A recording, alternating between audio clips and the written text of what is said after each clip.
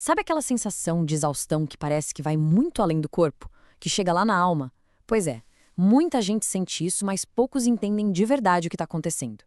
Hoje, a gente vai mergulhar fundo nessa crise moderna para entender a conexão entre o tal do burnout, a ansiedade e o nosso bem-estar espiritual.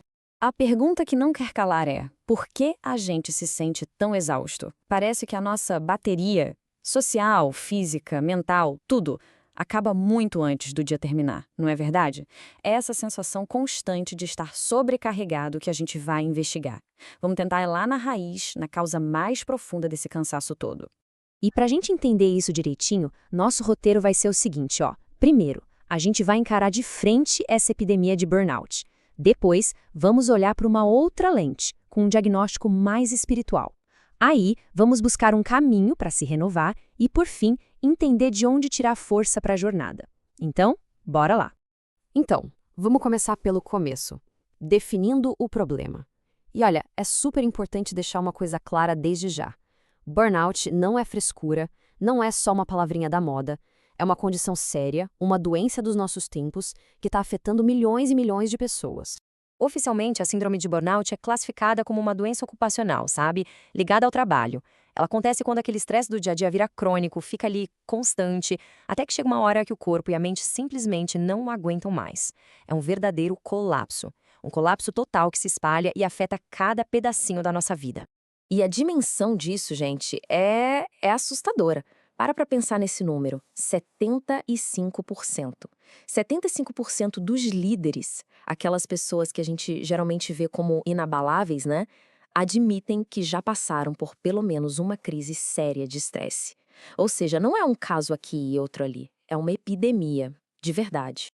E os sintomas, eles vão muito além daquele tô cansado. A gente está falando de dores pelo corpo, noites mal dormidas, a mente que não consegue focar e talvez o mais profundo de todos, aquela sensação de isolamento, uma secura espiritual, sabe? É como se o nosso corpo e a nossa alma estivessem gritando: "Ei, para, tem algo muito errado aqui." Isso tudo leva a gente para uma pergunta-chave, né? E se? E se esse cansaço todo não for só sobre excesso de trabalho? E se a verdadeira raiz do problema for mais profunda? Uma dimensão espiritual que a gente, na correria, simplesmente deixou de lado? Sabe, lá em Romanos, no capítulo 12, tem uma pista muito poderosa sobre isso. Diz que a grande batalha acontece aqui, ó, na nossa mente. De um lado, tem o que a gente pode chamar de mentalidade do mundo, né? Aquela que grita, corre mais, tenha mais, seja mais, sempre nos empurrando para nos conformar com o que está do lado de fora. E do outro lado, a gente tem a proposta de uma mente renovada, que encontra paz e propósito de dentro para fora. E o mais interessante é a palavra usada no original grego para transformar.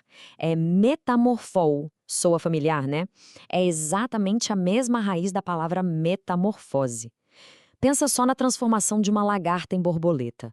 Não é um ajustezinho aqui e ali. É uma mudança completa de forma, de natureza. E aí que está o segredo. A mudança real, a transformação de verdade, não acontece de fora para dentro. É o contrário. É de dentro para fora. Quando a nossa mente é renovada, todo o resto, nossos sentimentos, nossas ações, começa a seguir essa nova direção. É uma nova lente para enxergar a vida e isso muda tudo. E o mais legal é que a ciência, hoje em dia, está começando a confirmar essa sabedoria milenar. Quer ver? Um estudo da Unirio, feito com profissionais de saúde lá no pico da pandemia, descobriu uma coisa impressionante. A espiritualidade atuou como um verdadeiro fator de proteção, quase um escudo. Ajudou a diminuir a ansiedade, fortaleceu a capacidade de superação e trouxe um senso de paz e propósito no meio do caos. Ok, então, se a gente está entendendo que uma parte importante do problema é espiritual, faz todo o sentido que a solução também passe por aí, certo? A questão é, como a gente começa essa jornada de renovação? Por onde encontrar de fato descanso para a alma? Pois é, e o primeiro passo talvez seja o mais difícil, porque vai na contramão de tudo que o mundo grita para a gente fazer. É parar, silenciar. É sobre criar um espaço sagrado, um silêncio, onde todo o barulho de fora se cala e finalmente a gente consegue ouvir com mais clareza uma outra voz. Esse processo de restauração, a gente pode pensar nele em 3 etapas. Primeiro, essa pausa, esse silêncio para poder ouvir. Depois vem a entrega, A coragem de confiar e soltar o controle, sabe? E por fim, vem a renovação da mente, que é ativamente escolher alimentar nossos pensamentos com uma nova perspectiva, com esperança. E esse é justamente o convite de Jesus a todos que se sentem cansados, sobrecarregados. A promessa, veja bem, não é uma vida mágica sem problemas. Não é isso. A promessa é de descanso para a alma, mesmo no meio da tempestade. É encontrar uma paz que o mundo não consegue nos dar e que também não consegue tirar. Tá, mas como é que a gente mantém essa paz? Essa é a grande questão, né? E isso nos leva para o nosso último ponto. Porque essa renovação não é um evento único que acontece uma vez e pronto. É, na verdade, o começo de um jeito totalmente novo de viver. Um jeito que é abastecido por uma nova fonte de poder. E é aqui que a gente encontra um dos maiores e mais bonitos paradoxos da fé. A força de verdade não vem da nossa autossuficiência, de achar que a gente dá conta de tudo. Pelo contrário, ela vem quando a gente reconhece a nossa própria fraqueza. É naquele momento em que dizemos "eu não aguento mais" que se abre um espaço para uma força muito maior agir em nós e através de nós.